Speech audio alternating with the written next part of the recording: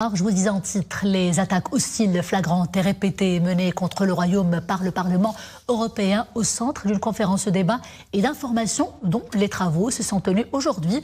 La rencontre est organisée par les deux chambres du Parlement. Il est question d'examiner notamment les soubassements des attaques méthodiques et des agressions mensongères relayées par le Parlement européen contre le Royaume du Maroc de manière systématique. Les précisions tout de suite en compagnie de Nadia Moudden, Hafid El-Houari et Abdel Fattah Zouine avec un commentaire de Lissel Hamdaoui. Dans l'hémicycle, des parlementaires, des représentants de la société civile, des experts et des juristes mettent en avant les soubassements des attaques systématiques dirigées contre le Maroc par le Parlement européen. Tour à tour, ils prennent la parole dans ce débat ouvert pour dénoncer et mettre à nu de tels agissements qui montrent preuve à l'appui comment les institutions dites démocratiques peuvent être détournées de leur mission et déviées de leur éthique par des comploteurs et des ennemis de la nation.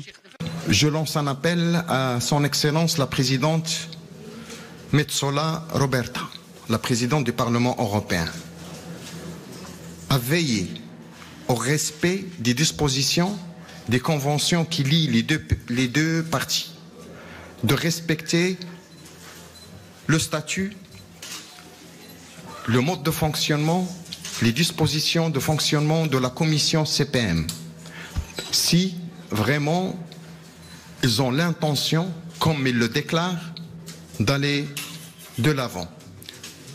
C'est un excellent moment aujourd'hui. Il faut prendre les choses du côté positif, que cette crise a eu lieu après 12 ans d'exercice.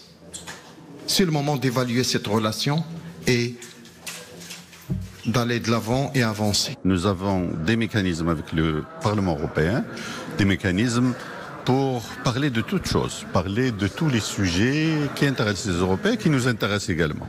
Que ce soit les droits de l'homme, que ce soit la liberté des journalistes, que ce soit la migration, que ce soit le terrorisme, et toutes les questions on peut les poser sur la table.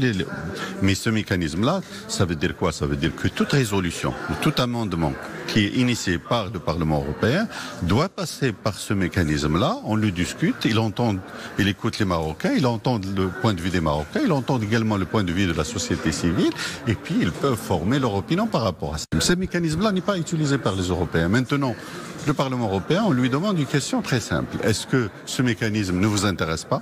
Si ça ne vous intéresse pas, c'est quelque chose que vous avez voté vous-même dans une plénière.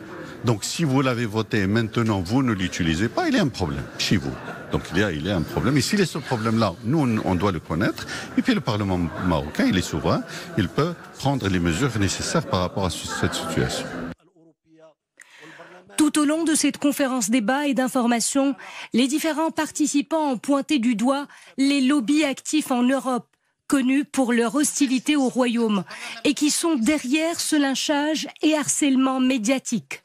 Ils ont décrypté l'acharnement de cette institution européenne contre le Maroc dans le contexte actuel pour lever le voile sur les manigances des mouvances cherchant à porter préjudice à un Maroc résolument engagé sur la voie du développement et de la prospérité. Par ailleurs, une commission thématique ad hoc consacrée à la réévaluation des relations avec le Parlement européen, composée de représentants des deux chambres du Parlement, a été créée hier mardi à Rabat.